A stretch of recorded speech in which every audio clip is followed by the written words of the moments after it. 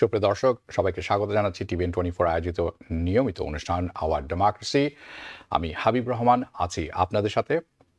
যারা সরাসরি দেখছেন এবং যারা পরবর্তীতে সোশ্যাল মিডিয়া ইউটিউবে দেখবেন, আমি আশা করি অনুষ্ঠানটি ভালো লাগবে।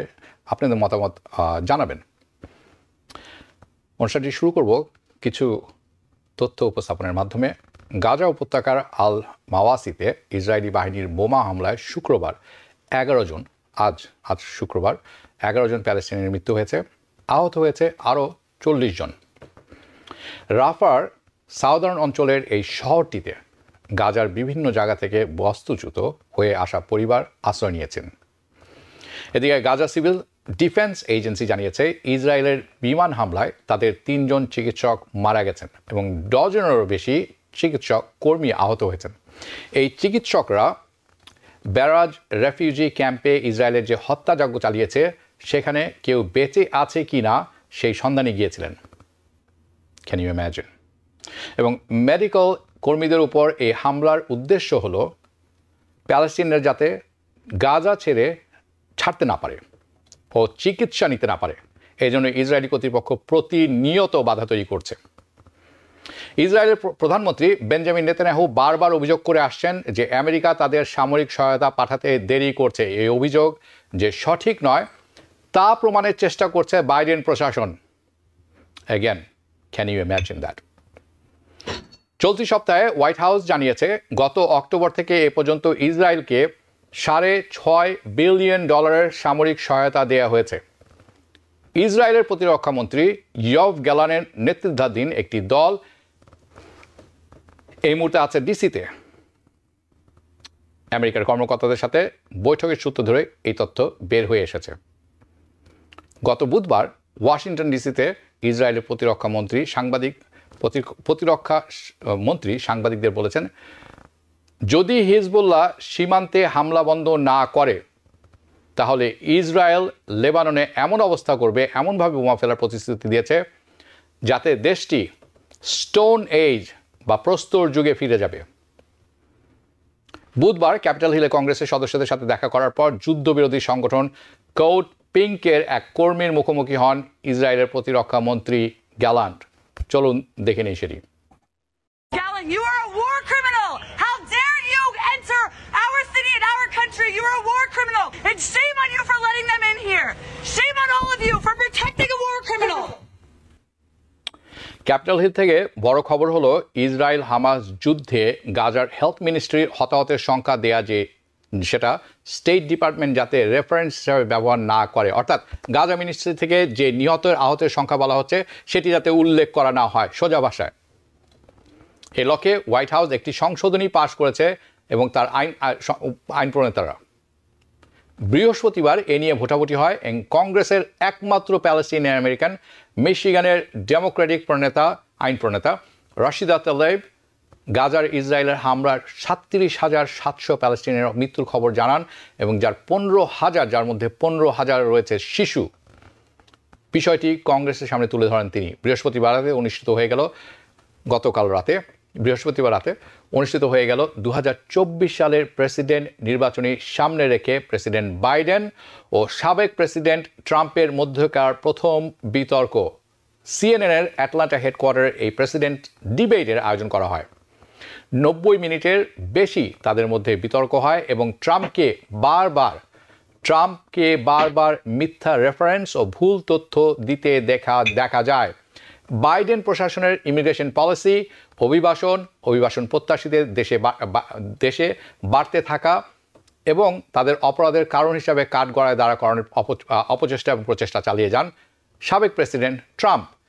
ডেমোক্রেটরা গর্ভপাতের পক্ষে সমর্থন করায় তারা নবজাতক শিশু হত্যায় ডাক্তারদের ইন্ধন দিচ্ছেন বলেও অভিযোগ তোলেন সাবেক প্রেসিডেন্ট ডোনাল্ড ট্রাম্প।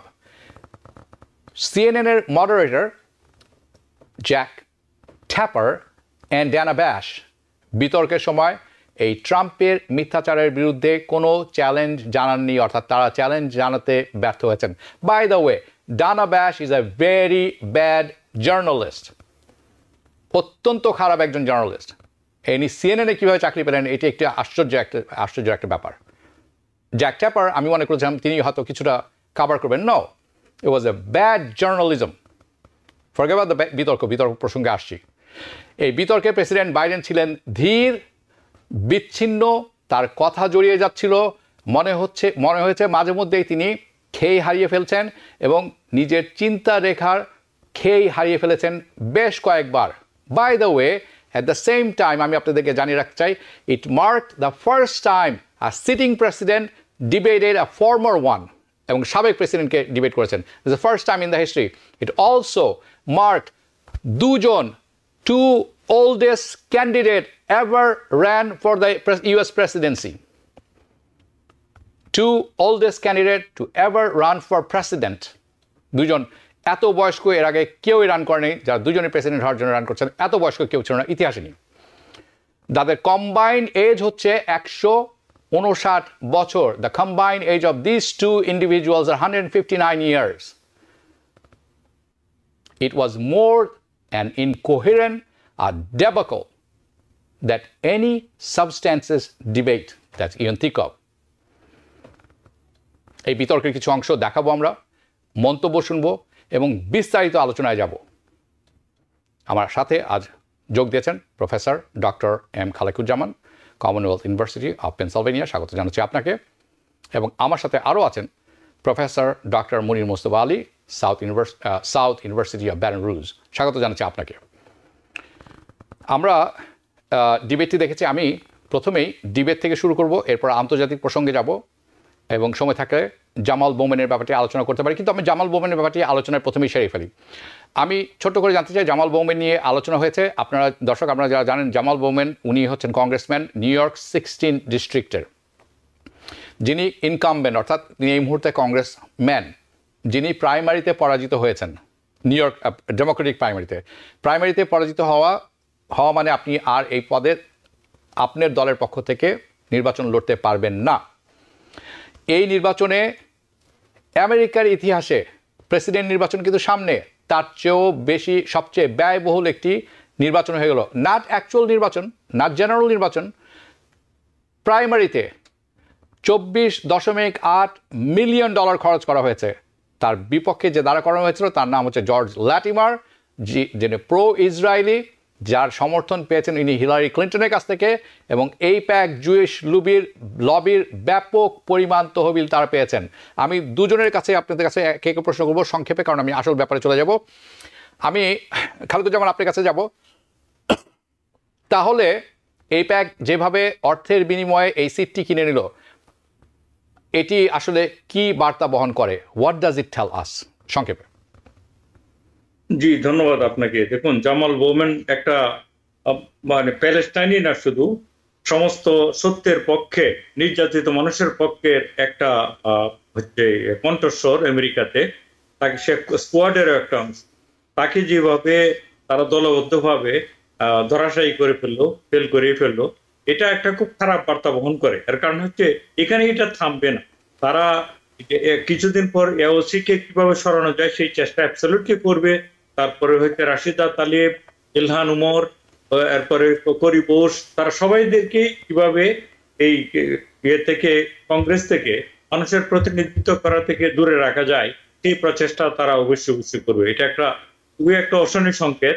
কিন্তু আপনি নিজেই বললেন যে একটা প্রাইমারি ইলেকশনে $7 মিলিয়ন দিয়েছে এই গোষ্ঠী, এবং শুধু তার অপরাধ একটাই, সে হচ্ছে সত্যের পক্ষে কথা বলে, জনগণের পক্ষে, বিশেষ করে প্যালেস্টাইনিয়ানদের পক্ষে কথা বলেছে এই যাবৎকাল। এই জন্যই তাকে এইভাবে ফেল করানো হলো। এতে একটা জিনিস প্রমাণ হয় যে শুধু রিপাবলিকানরা যে বদের হাঁটি এমন না, ডেমোক্রেটিক পার্টির মধ্যেও প্রচুর লোকজন রয়েছে। আপনি আপনার প্রারম্ভিক বক্তব্যে একটা জিনিস উল্লেখ করেছেন যে প্যালেস্টাইনের যে হেলথ মিনিস্ট্রি, তারা যে মৃতের সংখ্যা প্রতিদিন ঘোষণা করে, সেটাকে এখন থেকে আর ঘোষণা করা যাবে না। এর পক্ষে ভোট দিয়েছে 269 জন কংগ্রেসম্যান, তার মধ্যে 69 জন কিন্তু ডেমোক্রেটের। তাহলে বুঝুন, সেটা শুধু রিপাবলিকানদের সমস্যা। একেবারে জায়োনিজমের পক্ষে তাদের পকেটে বসে আছে ডেমোক্রেট রিপাবলিকান এলাই। এখানে তারা একই মুদ্রার টুক। সুতরাং তারা জামাল বোমেন, এওসি, তাদেরকে যে বার্নি স্যান্ডার্স, এমন সব লোকজনকে তারা আস্তে আস্তে কর্নার করবে। তারা এই দেশটাকে পুরোপুরি জায়নিস্টদের দালালে পরিণত করবে, এটা আমার কোনো সন্দেহ নেই।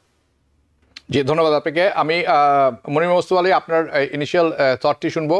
এই যে এখন আপনি শুনলেন, আমি জানি ইতিমধ্যেই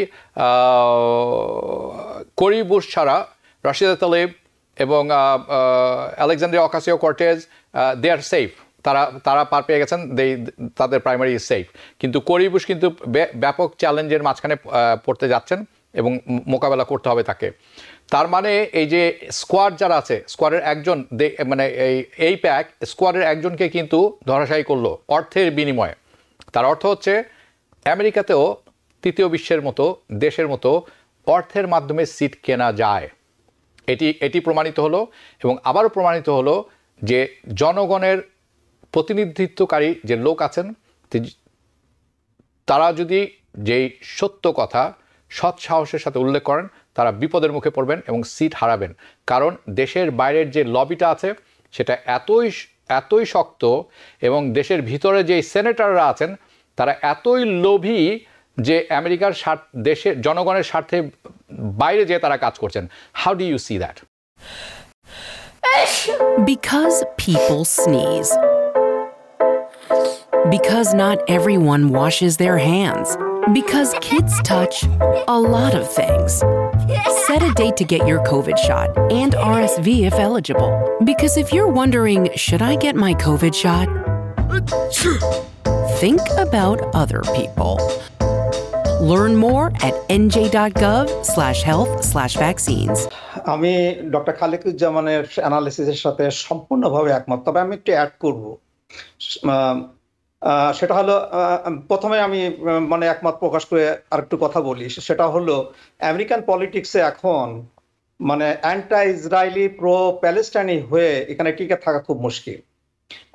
তারপর আমি যেটা অ্যাড করবো সেটা হলো, তারপরও হয়তো আপনার টাকা পয়সা, সেই আইপ্যাক অনেক টাকা পয়সা খরচ করেছে, সেটা বাদ দিলেও যেমন এই যে আপনি বললেন যে এওসি ঠিক আছে, বা অন্য যারা কোয়াডের অন্য যে মেম্বারগুলো তারা ঠিক আছে, কিন্তু শুধু ওই কোরি বুশ একটু থ্রেটেনের ভিতরে আছে, বোমান চলে গেল। এখানে আমি যেটা অ্যাড করবো সেটা হলো যে আপনার ডিস্ট্রিক্টের দিকে একটু খেয়াল রাখতে হবে। খেয়াল রেখে কিন্তু আপনি যে কথাবার্তাগুলো বলবেন, সত্য কথা বললেও আপনি একটু সাবধানে বলবেন। আমি যেটা শুনেছি সেটা হলো বোমানের যে ডিস্ট্রিক্টটা, সেই ডিস্ট্রিক্টটা একটু চেঞ্জ হয়েছে, একটু চেঞ্জ মানে রিডিস্ট্রিক্টিং হয়েছে, তার নির্বাচনের রিডিস্ট্রিক্টিং হয়েছিল। হ্যাঁ, যতটা সলিডটা নেই, এই একটু রিডিস্ট্রিক্টিং হয়ে সেটাও কিন্তু তাকে একটু বিপদে ফেলেছে। কাজেই তার ওই যে প্যালেস্টাইনে যে কথাবার্তা সে বলেছে, সে কিন্তু খুব কুইকলি বলেছে, একেবারে সেই 7 অক্টোবরের পরপরই সে বলেছে। হ্যাঁ, ওখানে হয়তো তার একটু সাবধানী হওয়া উচিত ছিল। আরো কিছু কিছু বিজার কাজ সে করেছে, যেমন ধরেন আপনি কংগ্রেসের যে ইলেকট্রিক যে বন্ধ টন্ধ করে দেওয়া, এগুলো বোধহয় একটু এক্সেস হয়ে গেছে। হ্যাঁ, সে তার পারপাস যাই থাকুক না কেন, সে যে কারণেই করুক না কেন, কিন্তু কিছু কিছু এক্সেস জিনিস করলে এই বিপদগুলো ঘটে। যেগুলো আপনার ল্যাটিমারের যে ক্যাম্পেইন, এই ক্যাম্পেইনে কিন্তু এই কথাগুলো আসছে, এগুলো সে খুবই চতুরতা সহকারে সেগুলো ইউজ করেছে। আমি বলবো যে জামাল বৌমানের হারার পিছনে তারও কিছুটা যে কন্ট্রিবিউশন নেই তা না, শুধুই যে টাকা পয়সা তাকেই করেছে, টাকা পয়সা হলেই যে একেবারে সবকিছু করা যায় তা করা যায় না। আমার তো মনে হয় না যে টাকা পয়সা দিয়ে এওসি কে করতে পারবে, মানে তাকে ডিথরন করতে পারবে। ছোট্ট ফলো আপ কোশ্চেন, আপনি কি মনে করেন জামাল বৌমানের স্বতন্ত্র হিসাবে রান করা উচিত? দেখেন, সে স্বতন্ত্র হিসেবে দাঁড়ালে মানে এখন ব্যাপার হলো সে হেরেছে, আর একজন মডারেট ডেমোক্র্যাট জিতেছে। এখন দুইজনের মধ্যে যদি একটা লড়াই হয়, তাহলে দেখা যাবে যে এই সিটটাই চলে গেছে রিপাবলিকানদের। And that's what the Democratic Party deserves. আপনার মনে থাকার কথা, আমি আপনার আশঙ্কার কথা উড়িয়ে দিচ্ছি না, কিন্তু আপনার মনে থাকার কথা, this is how Democratic Party lost election 2016. Bernie স্যান্ডার্সের পাওয়ার কথা ছিল প্রাইমারিতে, তাকে জোর করে হারিয়ে হিলারি ক্লিন্টনকে বসিয়েছিলেন, এবং Hillary Clinton is a loser and she lost to another loser who is Trump. Anyway, আপনি মনে হয় কিছু বলছিলেন, শেষ করে নিন। না, আমি ঠিক অত দূর যাব না। আমার মনে হয় না যে ল্যাটিমার হেরে যাবে।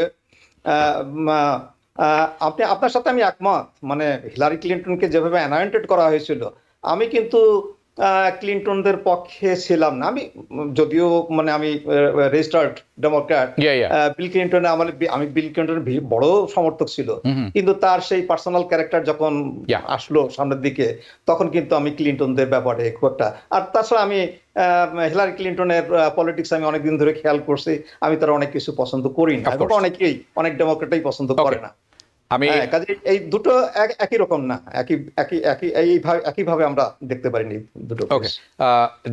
জর্জ ল্যাটিমার মধ্যপন্থী নন, উনি বলেন উনি centric, but he is not centric. এটি একটি মিথ্যে কথা। He is a GOP in disguise. Trust me when I say this, he is a Republican in disguise.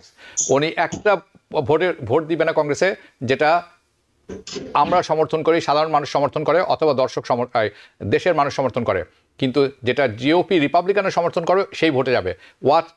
Mark my word. Anyway, আমরা ট্রাম্প বাইডেন বিতর্কে যাব, কিন্তু বিতর্কে যাওয়ার আগে আমি প্রথম ফুটেজটি আপনার সবার সাথে শেয়ার করতে চাই। চলুন সেটি দেখে নিই। What do you say to voters who feel they are worse off under your presidency than they were under President Trump? We got to take a look at what I was left when I became president, and what Mr. Trump left me. We had an economy that was in free fall. The pandemic was so badly handled. Many people were dying. All he said was, it's not that serious. Just inject a little bleach into your arm. You'll be all right. The economy collapsed.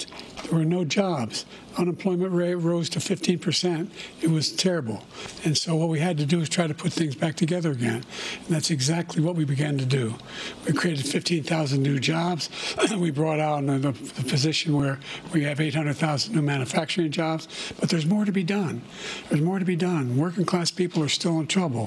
I come from Scranton, Pennsylvania. I come of a household where the kitchen table, if the things weren't able to be met during the month, it was a problem. Price of eggs, the price of gas, the price of housing, the price of a whole range of things. That's why I'm working so hard to make sure I deal with those problems, that we're going to make sure that we reduce the price of housing. We're going to make sure we build 2 million new units. We're going to make sure we cap rents so corporate greed can't take over. The combination, what I was left with in corporate greed, is the reason why we're in this problem right now. In addition to that, we're in a situation where if you take a look at all that was done in his administration, he didn't do much at all.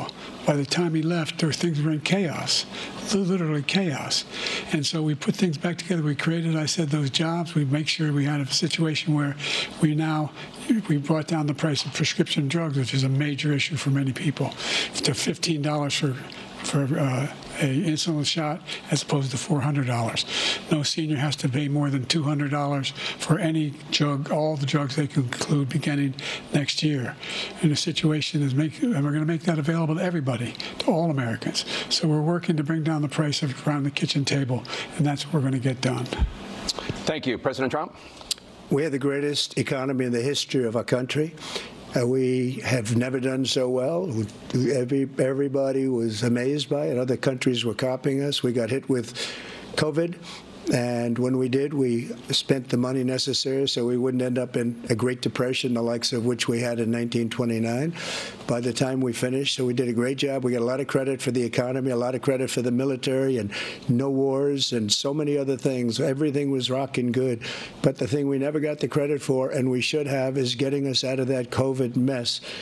He created mandates that was a disaster for our country. But other than that, we had given them back a country where the stock market actually was higher than pre-COVID, and nobody thought that was even possible. The only jobs he created are for illegal immigrants and bounce-back jobs, a bounce back from the COVID. He has not done a good job. He's done a poor job, and inflation's killing our country. It is absolutely killing us. এটি আমরা যেটি দেখলাম সেটি হচ্ছে initial remarks, একেবারে বিতর্কের প্রথম অংশে প্রথম প্রশ্ন। আমি যাব ডক্টর খালেকুজ্জামান আপনার কাছে। আপনার প্রতিক্রিয়া, সার্বিক মূল্যায়ন জানতে চাই এই ব্যাপারে। এবং যদিও এই প্রশ্নটা একেবারে রিটোরিক, অনেকটা কাণ্ডজ্ঞানহীন শোনাবে, তারপরেও জিজ্ঞেস করছি আপনার দৃষ্টিতে কে জিতলেন এই বিতর্কে? জি, আসলে এমন জায়গায় এসে আমরা দাঁড়িয়েছি আমেরিকান হিসাবে যে আমাদের 330 মিলিয়ন লোকের দেশে এরকম দুইজন ক্যান্ডিডেটকে নিয়ে আমাদের আজকে কথা বলতে হচ্ছে। এটি একটা দুঃখজনক ব্যাপার। তবে বিতর্কের ব্যাপারে যদি যাই তাহলে আমি বলবো এটা যে জো বাইডেন তো মানে কমিউনিকেশনের দিক থেকে খুবই পুয়ার, এবং সে এতটাই মানে তার কথা জড়িয়ে যাচ্ছিল, মনে হচ্ছিল সে মৃত্যুসজ্জা থেকে কথা বলছে, হসপিটালের বেড থেকে। আমেরিকাতে যেটা প্রবলেম হয় আমার দৃষ্টিতে, কারণ আমরা তো ইউনিভার্সিটিতে পড়াই, যে আপনি কতটা কন্টেন্ট, কতটা জানেন, আপনি কতটা শিক্ষিত লোক, কতটা আপনার মধ্যে মাল মশলা রয়েছে, এটার প্রয়োজন রয়েছে। তার থেকেও বেশি প্রয়োজন হচ্ছে আপনি কতটা ডিসাইসিভলি, সলিডলি, এন্টারটেইনিং ওয়েতে মানুষকে আপনার মেসেজটা কনভে করতে পারেন। অর্থাৎ অপটিক্স ম্যাটার এই দেশে। সেই দৃষ্টিকোণ থেকে জো বাইডেন হচ্ছে কমপ্লিট ফেলিউর।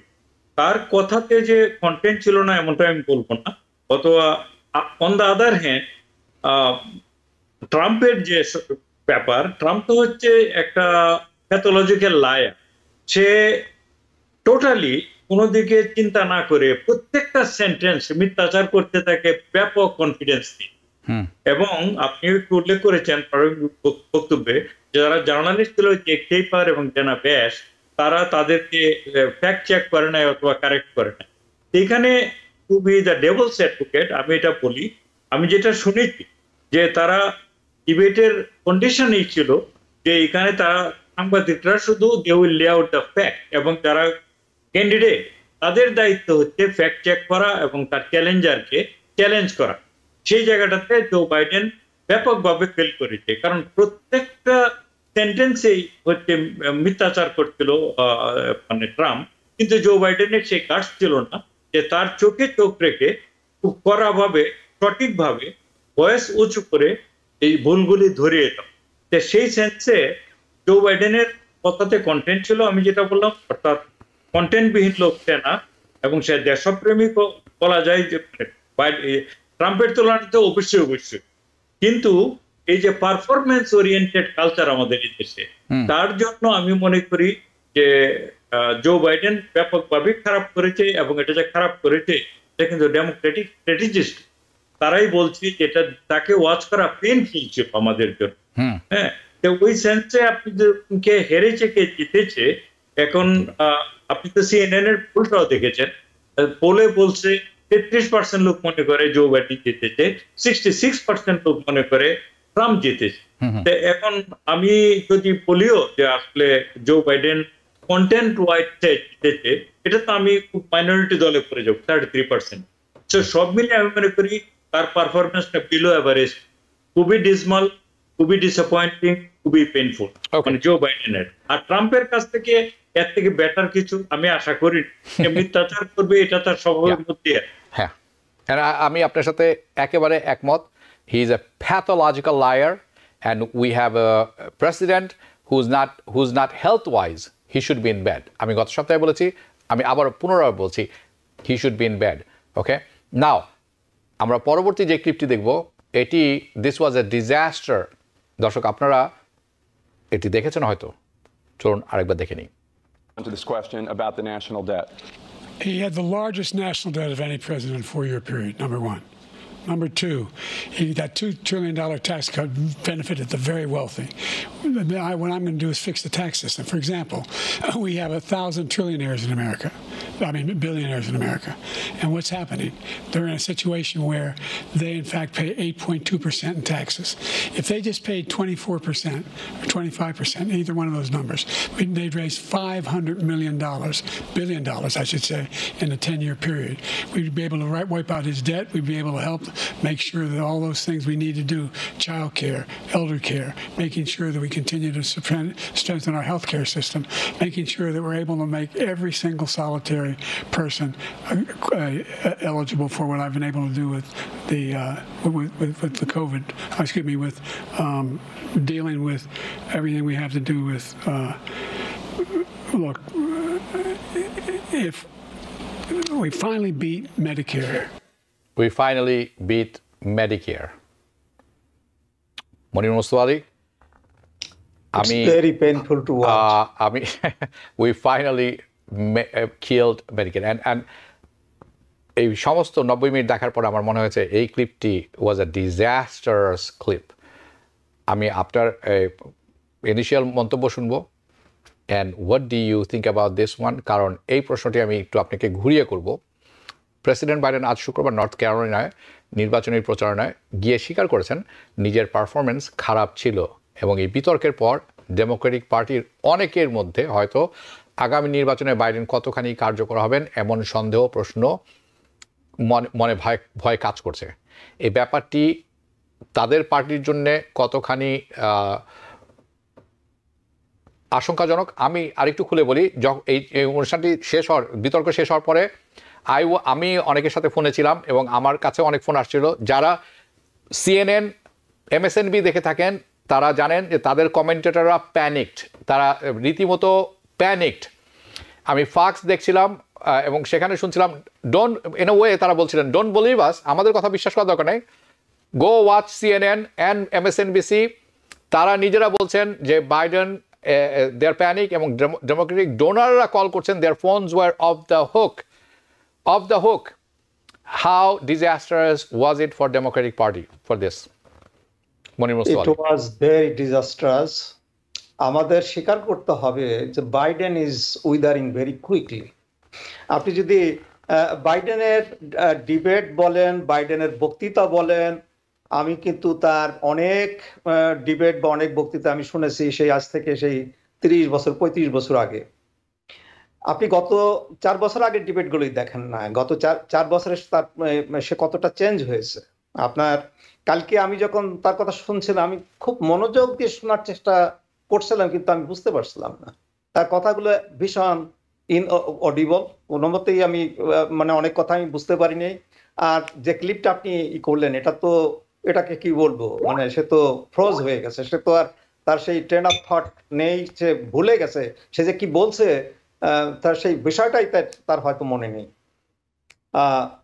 তারপরও দেখেন এই যে আগের যে ক্লিপটা আপনি করলেন দেখালেন, সেটা আমি বলবো যে তার সবচেয়ে ভালো তার ইয়েটা, যেমন খালেকুজ্জামান সাহেব বললেন যে এখন তো অপটিক্সের দিকেই লোকজনে খেয়াল করে, আর ব্যাপারটা ঠিক, মানে স্টাইলে সাবস্টান্সের সাথে স্টাইলটা এখন বড় হয়ে দেখা গেছে। এটা শুধু এই বছরই যে তা নয়, এর আগেও আপনার টেলিভিশনে যে প্রথম যে ইয়েটা আপনার ডিবেটটা যেটা হয়েছিল কেনেডি এবং নিক্সনের মাঝে, এবং সেখানে বলা হয়েছিল যে যারা রেডিওতে শুনেছে তারা বলেছে যে নিক্সন জিতেছে সে ডিবেটে, তো যারা টিভিতে দেখেছে তারা বলেছে যে কেনেডি জয়ী হয়েছে। ওখানে কিন্তু সেই স্টাইল ভার্সেস সাবস্টেন্স। তারপরেও দেখেন সাবস্টেন্স তো একদম ভুলে গেলে হবে না। এই যে আপনারা যেমন বললেন, এবং আপনি কিন্তু ইন্ট্রোডাকশনেই জেফ টেপার এবং ডানা ব্যাসকে আপনি একটু ক্রিটিসাইজ করেছেন। এটা তো রুলের মধ্যেই ছিল যে তারা করবে না, তারা ওই যে ফ্যাক্ট চেক করবে না। হ্যাঁ, এখানে ফ্যাক্ট চেক করার কথা ইচ আদারের, মানে বাইডেন করবে ট্রাম্পকে ফ্যাক্ট চেক, ট্রাম্প করবে বাইডেনকে ফ্যাক্ট চেক। এখানে কিন্তু বাইডেন ব্যর্থ হয়েছে ফ্যাক্ট চেক করতে। দেখেন ট্রাম্প কথা বললেই তার মানে ওই সুপারলেটিভ ডিগ্রিটা সে ইউজ করে, he was the best president, his economy was the best, এই সমস্ত কথা বলে। এই যে ইয়েগুলো কিন্তু খুব সহজ ছিল। কিছু স্ট্র্যাটেজিস যেটা আমি মোর দ্যান শিওর বাইডেনের জানার কথা, তার যে 4 বছরের যে ইকোনমি, সেই 4 বছরের ইকোনমি কিন্তু মানে অ্যাভারেজ করেছে 2.6% গ্রোথ। অথচ নট টু লং অ্যাগো বিল ক্লিন্টনের সময় কিন্তু বিল ক্লিন্টন এন্টায়ার সময়টা সে অ্যাভারেজ করেছে 4.5 ওভার 4.5। তা সেখানে বাইডেনের ইকোনমি সবচেয়ে বেস্ট ইকোনমি হয় কিভাবে? হ্যাঁ, তারপর তার নিজের এই যে আমি সরি মানে ট্রাম্পের আমি ভুল বলেছি, বাইডেন তো তার ইকোনমিকেও তো করতে পারে সামনে, মানে তার ইকোনমি ট্রাম্পের ইকোনমির চাইতে অনেক ভালো। আপনি দেখেন তার জব ক্রিয়েশন, তার আনএমপ্লয়মেন্ট রেট, তার আপনার এই যে ইনফ্লেশনের কথা বলা হয়, যে ইনফ্লেশন যেটা সৃষ্টি হলো আপনার ইসের কারণে, সেই স্টিমুলাসের কারণে, সেই স্টিমুলাসটা তো শুধু বাইডেনই করেনি, স্টিমুলাস ট্রাম্পও দিয়েছে, বাইডেনও দিয়েছে। আমাদের মনে থাকার কথা যে বাইডেন যখন স্টিমুলাস চেকগুলো দিল তখন তার সিগনেচার লাগবে, সিগনেচার সহ তাকে পাঠাতে হবে, সেটা তো আমরা ভুলে যাই। এ সমস্ত কারণে ইনফ্লেশন হয়েছে, কিন্তু সেই ইনফ্লেশনটা সে 9.1% থেকে এখন আপনার অ্যারাউন্ড 3%-এ এসে গেছে। সেটা একটা জিনিস, কিন্তু সেই 3% ইনফ্লেশনের সাথে এটাও তো বলা উচিত যে ওয়েজ গ্রোথটা কেমন হয়েছে। এখন দেখেন ইনফ্লেশনের সাথে সাথে প্রত্যেক মাসে কিন্তু আপনার ওয়েজ গ্রোথটার কথাও বলা হয়, এবং ওয়েজ গ্রোথটা কিন্তু ইনফ্লেশনের চাইতে এখন বেশি। ইনফ্লেশন যদি 3% হয়, ওয়েজ গ্রোথটা 4% বা অ্যাভাব 4%। এই কথাগুলো বাইডেন বলতে ব্যর্থ হয়েছে। এখানে ট্রাম্প যে সমস্ত কথাবার্তা বলেছে সে তো পুরোটাই মিথ্যা কথা বলেছে, কিন্তু তার এগেনস্টে যে কথাগুলো বলা যেত সেই কথাগুলো বাইডেন বলতে ব্যর্থ হয়েছে। এখানেই আমাদের মানে ডিসঅ্যাপয়েন্টটা। এবং বাইডেন যে ডিবেট করতে পারে না তা কিন্তু নয়। অনেকে কিন্তু বিশ্বাস যে বাইডেন ভালো ডিবেট করতে পারে না, কিন্তু ডিবেট আমরা যতটা শুনেছি, সে যখন ভাইস প্রেসিডেন্ট হিসেবে ডিবেট করেছে তখন সে খুব ভালো ডিবেট করেছে। সে প্রেসিডেন্ট হিসেবে যে ডিবেট করেছে সেও ভালো ডিবেট করেছে। এবার কিন্তু সেটা আমি মনে করি তার এজের কারণ এবং তার যে মানে ফিজিক্যাল যে ডিজেনারেশন, তার ফলেই কিন্তু সে। আমি আপনার সাথে একমত। আমি আপনার কাছে ফেরত আসবো। আমাদের নিতে হচ্ছে ছোট্ট একটু বিরতি। দর্শক, আপনারা যাবেন না কোথাও। Because people sneeze. Because not everyone washes their hands. Because kids touch a lot of things. Set a date to get your COVID shot and RSV if eligible. Because if you're wondering, should I get my COVID shot? Think about other people. Learn more at nj.gov/health/vaccines. বিরতির পর পুনরায় স্বাগত জানাচ্ছি TVN 24 আয়োজিত নিয়মিত অনুষ্ঠান hour democracy, এবং আমি হাবিব রহমান আছি আপনাদের সাথে। বিরতিতে যাওয়ার আগে আমি বলছিলাম বাইডেনের পারফরমেন্স যেমন প্রত্যাশার পূর্ণ ছিল না। আমি খালেকুজ্জামান আপনার কাছে চলে যাব এখনই। বাইডেনের পারফরমেন্স যেমন আমি বাইডেনের পারফরমেন্স আগে আরেকটি আচ্ছা ঠিক আছে, এই প্রশ্নটিই করি। বাইডেনের পারফরমেন্স যেমন প্রত্যাশা পূরণে ব্যর্থ হয়েছে, বিপরীতে ট্রাম্প অনেক মিথ্যে কথা বলেছেন ও ভুল তথ্য দিয়েছেন, সেটা সবাই দেখেছেন। But the way he does it, it's art. আপনি মনে করবেন যে he is actually telling you the truth. এর মধ্যে ক্যাপিটাল হিলসে হামলার প্রসঙ্গ রয়েছে, ট্যাক্স, গর্ভপাত, অভিবাসন, প্রায় প্রতিটি বিষয়ই হয় ভুল তথ্য তুলে ধরেছেন, নয়তোবা মিথ্যে বলেছেন ট্রাম্প। এগুলো ভোটারদের মধ্যে কতটা প্রশ্ন তুলবে, কেন তারা একজন মিথ্যাবাদীকে ভোট দেবেন অনেকে মনে করে থাকেন। কিন্তু আমি প্রথমেই বলেছি, the way he lies it's a art. যেমনভাবে উনি একটি বই লিখেছেন, the art of a deal, but he knows no art of any deal, কারণ উনি ব্যাংক্রাপসির পর ব্যাংক্রাপসি করে গেছেন। বাইডেনকে ঘায়েলে ট্রাম্পের এবছরের পরের বছর বছর পর বছর মিথ্যে কথা বা মিথ্যের হাতিয়ার শেষ পর্যন্ত কতখানি কার্যকরী পরিণত হলে মনে করেন, কিন্তু শেষমেশ মনে হচ্ছে যে এই এত সব মিথ্যের প্রয়োজন পড়বে না, বাইডেন নিজেই নিজেকে ঘায়াল করবেন। আমি শুনবো আপনার কাছে। জি দেখুন, আপনি অনেকগুলো সুন্দর প্রশ্নের অবতারণা করেছেন যে জো বাইডেনের সামনে প্রচুর সুযোগ ছিল এই মিথ্যাচারগুলি করেছে থেমে থেমে একটা একটা করে তাকে তুলে ধরা। আমি বলি, নাম্বার 1, জানুয়ারি 6 আমাদের দেশের গণতন্ত্রকে ধ্বংস করতে যাচ্ছিল, আমাদের ইতিহাসের কলঙ্কময় দিন। সেই দিনটাকে ডোনাল্ড ট্রাম্প খুবই সুচারুরূপে কৌশলে সে বলছে যে এটা নাকি ন্যান্সি পেলোসি নাকি স্বীকার করে যে এটা তার অপরাধ। এই কথাটা জো বাইডেনের তাকে থামিয়ে দিয়ে বলা উচিত ছিল না, যে কোন জায়গায় মানে ন্যান্সি পেলোসি বলেছে যে সে তার এটা অপরাধ ছিল, তার এটা দায়িত্ব।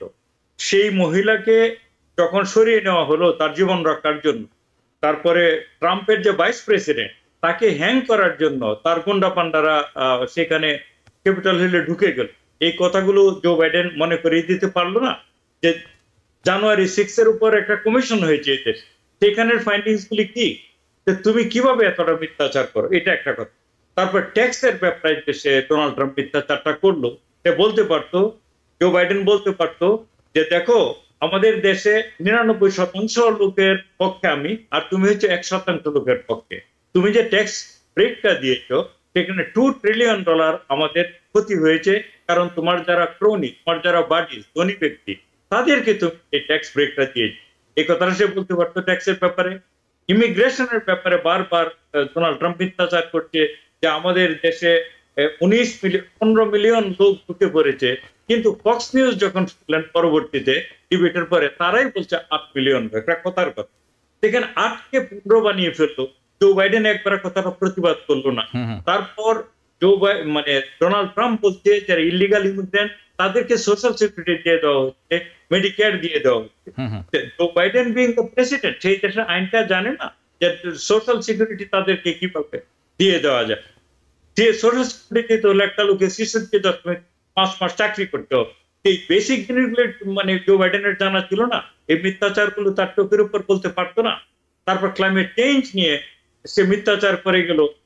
ডোনাল্ড ট্রাম্প বলছে যে তার সময়ে নাকি পরিবেশের অবস্থা সবচেয়ে ভালো ছিল, কিন্তু তার সময় যে পরিবেশের অবস্থা সবচেয়ে ভালো ছিল, যে প্যারিস অ্যাকর্ড থেকে বেরিয়ে আসলো, সেটা কি ভালো কাজ ছিল? তারপরে হচ্ছে সে বলছে যে মানে জো বাইডেন এত হেল্প করছে ইহুদিদেরকে, মানে ইসরায়েলকে, তারপরেও তাকে সে লেবেল করলো প্যালেস্টাইনিয়ান হিসাবে কথা দিয়ে, যে জো বাইডেন হচ্ছে প্যালেস্টাইনিয়ান, যে সে এত শুধু প্যালেস্টাইনিয়ান, সে উইক প্যালেস্টাইনিয়ান। এর থেকে লজ্জায় তো জো বাইডেনের মরে যাওয়া উচিত। তাহলে সে এত টাকা কেন খরচ করছে এখানে? তাকে যদি প্যালেস্টাইনিয়ান হিসাবে লেবেল করে, আর এই কথাটার সাথে তার মুখের উপর প্রতিবাদ করার সাহস রাখে। আমি এই প্রসঙ্গে আসছি। আমি যদি ভুলে যাই আপনি আমাকে মনে করিয়ে দিবেন, কারণ এই গাজা প্রসঙ্গটি একেবারে সংক্ষিপ্তভাবে এসেছে, এবং যখনই দুজন কথা বলেছেন, বাইডেন হোক এবং ট্রাম্প হোক, যে কথাগুলো বলেছেন, যদি কখনো ইন্টারন্যাশনাল আইসিসিতে কোনো এই ব্যাপারে অভিযোগ উঠে, বাইডেন ডেফিনেটলি একজন দোষী সাব্যস্ত হবেন। এবং ট্রাম্প যে কথাগুলো বলেছেন, সেই কথার নীতি উনি যদি পরবর্তীতে নির্বাচিত হওয়ার পরে ফলো করেন, he will be also convicted as a felon, as a criminal. There is no question, no question about this. আমি আসছি সেই প্রসঙ্গে। খুব দ্রুত করে আমি আরেকটি প্রসঙ্গে যেতে চাই। মনির মুস্তফা আলী, আপনি কি মনে করেন ডেমোক্রেটদের উচিত বাইডেনকে পরিবর্তন করে অন্য কাউকে আনা? Because he is not fit, health wise, age wise, nothing fit. What is the rule? What does it say? কারণ ডেমোক্রেটস আর প্যানিকড। বলুন। রুল কনভেনশনে যদি ওপেন কনভেনশন হয়, সেখানে তারা করতে পারে, এটা নিয়ে ডিবেট করতে পারে, কিন্তু ব্যাপারটা এত সহজভাবে দেখলে চলবে না। যেমন ধরেন, একটা জিনিস হলো, যদি বাইডেন ইলেকশন না চায় বা বাইডেনকে যদি সরিয়ে দেওয়া হয় পার্টি থেকে, তাহলে ন্যাচারালি তো কথা ওঠে যে তার ভাইস প্রেসিডেন্ট কমলা হ্যারিস, তাহলে কমলা হ্যারিসই তো ন্যাচারালি। আমি আরেকটু পরিষ্কার করি আপনাকে, আমি এই রাস্তার কথা বলছি না। এই যে বাইডেন নির্বাচন করলেন, বাইডেন প্রেসিডেন্ট পদপ্রার্থী হওয়ার জন্য মূল কারিগর ছিলেন ওবামা।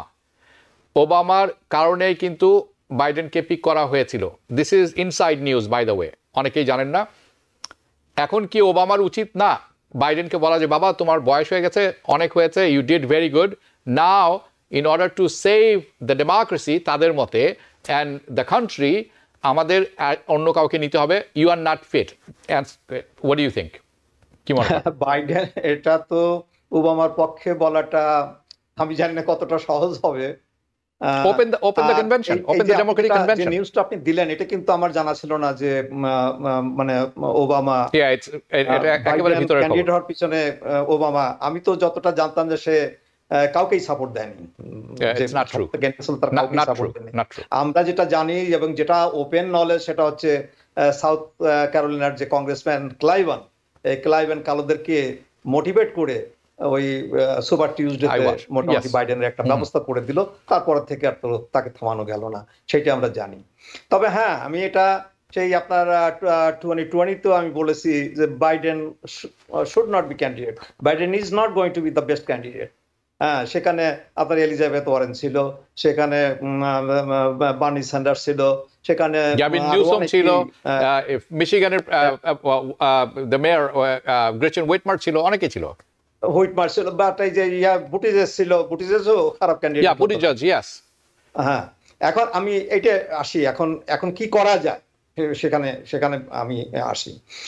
যে সিনারিওটি আমি আপনাকে দিলাম, যে কমলা হ্যারিস যদি হয়, she's going to be the worst choice. You did not hear that we did not fall from the coconut tree. আপনি শুনেননি সেটি? আছে, আরো কমপ্লিকেশন আছে, বুঝলেন? এখানে ব্যাপারটা এত সহজ না। তারপর আপনি ধরেন আপনি সেই কনভেনশনে যখন হলো, আপনি কে আসবে, মানে এটা তো এখন যে কথাটা উঠেছে, একটা জিনিস আপনি আমরা আসার আগে, এই শোতে আসার আগে কিন্তু এটা একটা হয়েছে, নিউ ইয়র্ক টাইমস একটা তাদের এডিটোরিয়াল বোর্ড তারা আবেদন করেছে বাইডেনকে বসে যেতে। তো এখন ব্যাপার হলো এটা কতটা সহজ হবে এই পর্যায়ে এসে, এটা আমি ঠিক বুঝতে পারছি না। তবে আমি যেটা বুঝতে পারছি সেটা হলো একটা মানে ডেমোক্র্যাট পার্টির ইউনিটির একটা ক্র্যাক তৈরি হয়েছে অলরেডি, এবং এই ক্র্যাকটা কতটা ওয়াইডেন হবে এটা খুব বোঝা মুশকিল। এটা কি সে ডেমোক্রেটিক পার্টির জন্য পজিটিভ হবে কিনা, এটা এই ব্যাপারে আমি একটু সন্দিহান। তবে হ্যাঁ, আমি আপনার সাথে একমত যে বাইডেন ক্যান্ডিডেট হলে তার জেতার চাইতে হারার সম্ভাবনা খুব বেশি। হ্যাঁ, আমি ঘুরিয়ে বলি, হারার সম্ভাবনাই শতকরা 100%, আপনি ধরে নিতে পারেন আমার কথা, মার্ক মাই ওয়ার্ড। তো এখানে যদি মানে ইউনিটি বজায় রেখে যদি কোনো ব্যবস্থা করা যায়, সে ব্যাপারে আমি সাধুবাদ জানাই। অন্য কথায় আপনি বলছেন যে আসলে এরকম একটা ব্যবস্থা করা উচিত, এবং সেটি আসলে আমার মনে হয় শুভবুদ্ধির উদয় হলে সেটি তারা করবেন। দে মে হ্যাভ টু, আপনি যে মুভমেন্টের কথা বলছেন সেটি হচ্ছে স্টেপ অ্যাসাইড বাইডেন মুভমেন্ট, যে এটি আরও 2 বছর আগে 3 বছর আগে শুরু হয়েছে। এনিওয়ে, ইসরায়েল হিজবুল্লাহর মধ্যে পুরোপুরি যুদ্ধের আশঙ্কা বাড়ছে। লেবাননে ভ্রমণ করতে আমেরিকান নাগরিকদের আহ্বান জানিয়েছে বাইডেন প্রশাসন। প্রয়োজনে লেবানন ও ইসরায়েলের সীমানা এলাকা থেকে আমেরিকার নাগরিকদের ফেরত আনার প্রস্তুতিও নিচ্ছে পেন্টাগন। রাশিয়া, আয়ারল্যান্ড ও তাদের দেশের নাগরিকদের লেবাননে ভ্রমণ না করার পরামর্শ দিয়েছে। এই পরিস্থিতি কি ইঙ্গিত দিচ্ছে আমরা কি আরেকটি যুদ্ধের দ্বারপ্রান্তে দাঁড়িয়ে আছি? হিজবুল্লাহ ইসরায়েলকে থামানো যাবে না সংঘাতে জড়ানোর পথে থেকে, এবং কতটা ভয়াবহ পরিস্থিতি তৈরি হচ্ছে বলে আপনি মনে করেন?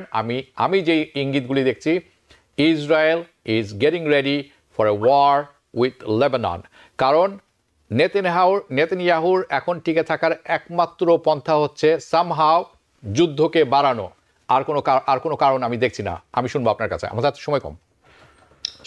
শুধু তাই না, না আপনার জন্য এই প্রশ্নটি, খালেকুজ্জামান আপনার জন্য। সরি, জি জি জি, ঠিক আছে। আমি মনে করি যে যুদ্ধটা যে বাদ ব্যতীত কোনো সন্দেহ নেই, কারণ এইরকম সমস্ত ইন্ডিকেশনে রয়েছে আপনি যে উল্লেখ করেছেন।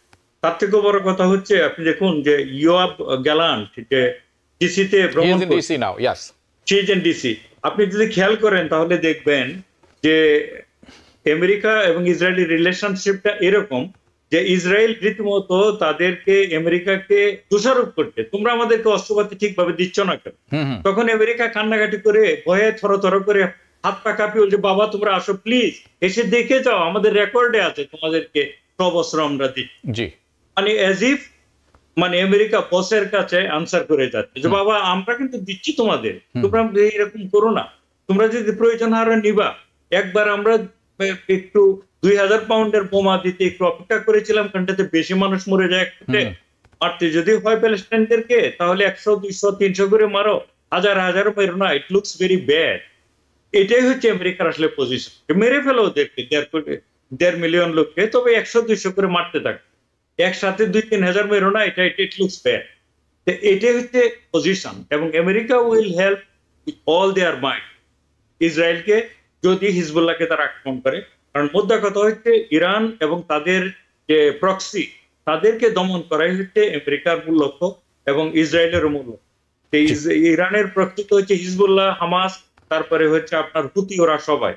ওভার দ্য ইয়ার মুসলিম রাষ্ট্রগুলি এবং অন্যান্য রাষ্ট্র যেখানে স্টেপ ইন না করে, ওরা যদি এরকম কোমর ভাঙা নিয়েই চলে সারা জীবন, তাহলে আপনি নিশ্চিত থাকতে পারেন যে স্টোন এজে না পাঠালেও লেবাননের কোমর তারা ভেঙে দিবে, এবং এই জন্য আমেরিকা তাদেরকে হেল্প করে যাবে। which they did in the past. আপনাদের দুজনকে অসংখ্য ধন্যবাদ। আমাদের সময় অনেক আগেই শেষ হয়ে গেছে, তারপর আমরা কথা চালিয়ে যাচ্ছিলাম। পরবর্তীতে আমরা আলোচনা করব। আপনারা দুজনই ভালো থাকবেন। বিদায় নিচ্ছি আপনাদের দুজনের কাছ থেকে। ধন্যবাদ। দর্শক, আপনারা যারা এতক্ষণ অনুষ্ঠানটি দেখছিলেন, অনুষ্ঠানের শেষে এতটুকুই বলবো, আপনারা যে বিতর্কটি নিয়ে আমরা এতক্ষণ আলোচনা করছিলাম, বাইডেন এবং ট্রাম্প, একটি ব্যাপার খুবই পরিষ্কার সবার কাছে। আমেরিকা মানবতার ধারক এবং বাহক, গণতন্ত্রের ধারক এবং বাহক বলে বেড়ান এবং বড় বড় বুলি চালিয়ে যান সবসময়। সেটি সত্য নয়। দিস আমেরিকান এম্পায়ার যেটি আছে সেটি দুর্বল হয়ে আসছে, এবং তার আরেকটি প্রমাণ যারা নেতৃত্ব দিচ্ছেন শুধু তাদের দিকে দেখুন। It's a empire that's decaying and exploring within, যার লক্ষণটি ভালো নয়। সবাই ভালো থাকবেন, শুভরাত্রি। TBN 24 টেলিভিশন দেখতে আজই কল করুন 7187776556। লগ ইন করুন www.totalcablebd.com।